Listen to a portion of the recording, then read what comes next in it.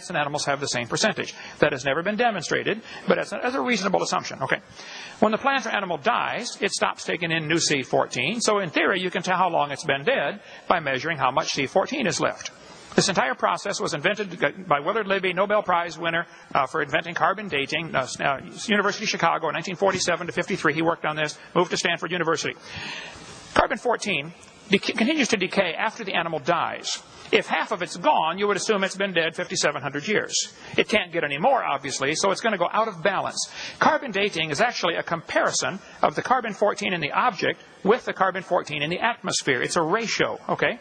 If it's 0.000765, it is still alive. If it's only 0.000385, it's 5,700 years old, etc., etc. The less it has, the older it is. This is how the theory works. It goes from a half to a fourth to an eighth to a 16th to not much, okay? They compare the amount of C14 in the object being dated with the amount in the atmosphere to estimate how long it's been dead. If only half of it has been, if it's only got half as much, it's assumed it died 5,730 years ago. Sounds good, but there are some assumptions that mess up everything. If I told you to fill a barrel with water, but there were holes in the barrel, as you're putting water in, it's leaking out.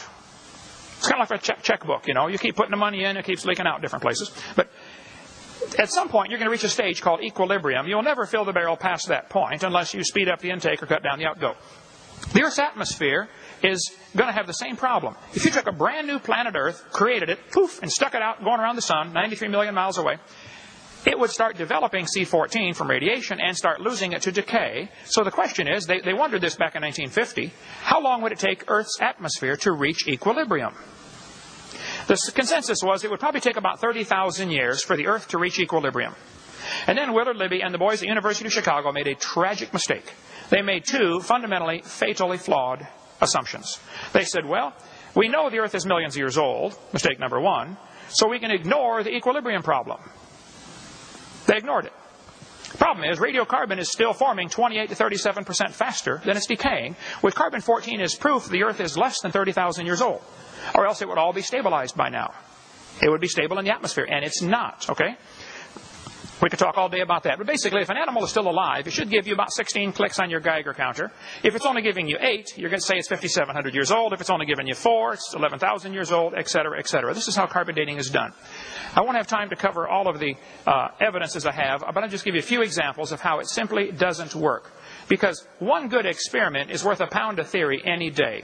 Back in 1949, when they developed it, the lower leg of a mammoth dated 15,000 years old, but the skin dated 21,000 years old. Same animal. It's not working in 1949. 1963, living mollusk shells dated 2,300 years old. It's still not working, folks. 1970, at the proceedings of the 12th Nobel Symposium, they said if a carbon date supports our theories, we put it in the main text. If it does not entirely contradict them, we put it in a footnote. If it's completely out of date, we just drop it. Freshly killed seal, carbon dated 1,300 years old. One part of a mammoth is 40,000 years old, another part's 26,000 from the same animal. Now, we could talk all day about carbon dating, but here's living snails, carbon dated 27,000 years old, 1984, Science Magazine. I don't have time to cover them all, but watch my video number 7, which is why it's out there. 1992. 2 Colorado Creek mammoths in Alaska found side by side. One dated 22,000 years old. The other one was 16,000 years old. They're side by side. 1996 at Berkeley University, they used the most advanced dating techniques they have. They discovered these things that they thought were 250,000 years old actually were 53,000 to 27,000. I'd like to point out, Your Honor, that is still a 96% error. If you think carbon dating proves the age of anything, you need your head examined. Thank you.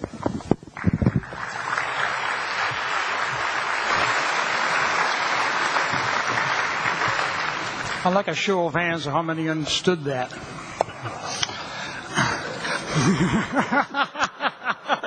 I guess we aren't the only liars here.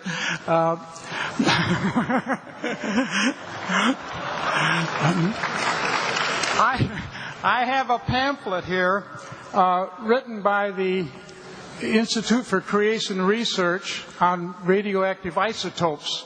I'm quoting a sentence of the conclusion. They're doing investigation on radioactive isotopes. The thing is called rate. And it says, we would appreciate your involvement in this effort. The most important contribution you can make is through prayer. we recognize this is a monumental task, and we need you to pray that we have wisdom as we work. Science would never pray for success. I wanted to find out why the evolutionists and the creationists disagreed on this carbon dating thing so much, so I went to one of the most famous creationists that I know. Henry Morris is the past president of the Institution for Creation Research.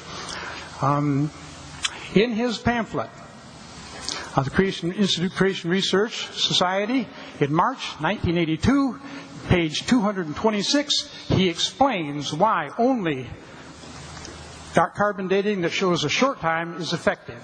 I quote, "When God squeezed energy into atoms, He squeezed and held the atoms so tightly that there was no unstable elements and therefore no radioactivity.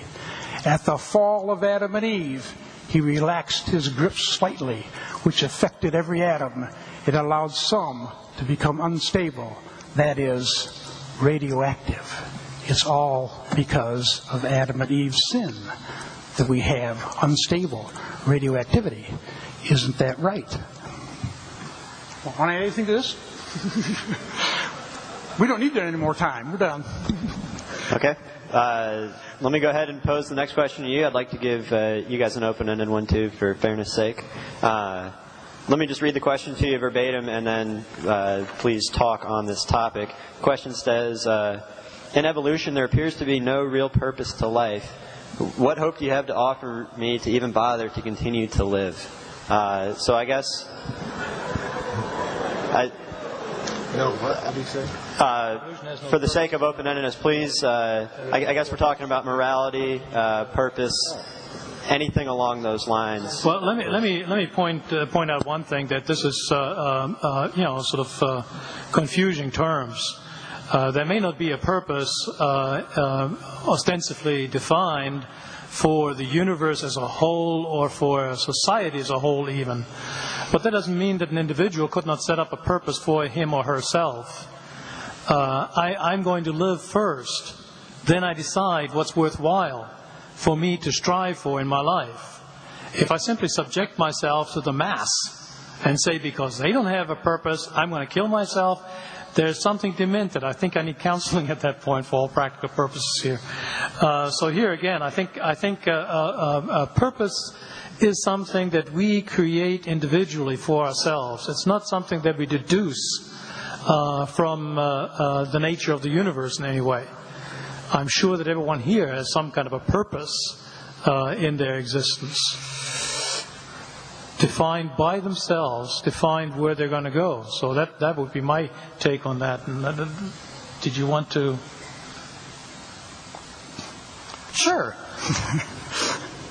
Look at DNA changes, and it changes so that animals and plants survive.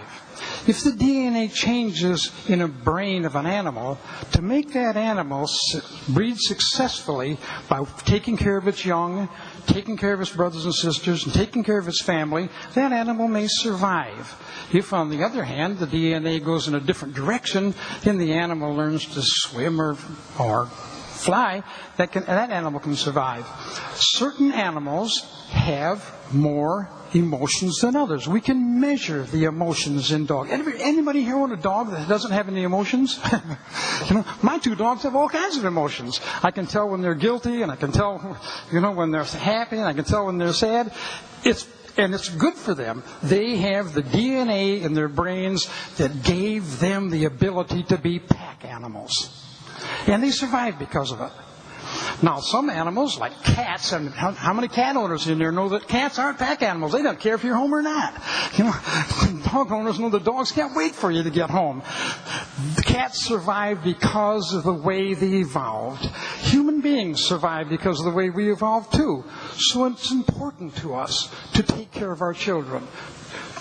It's important for us to make sure that our families survive. It's important for us to get mad once in a while. It's important for us to love.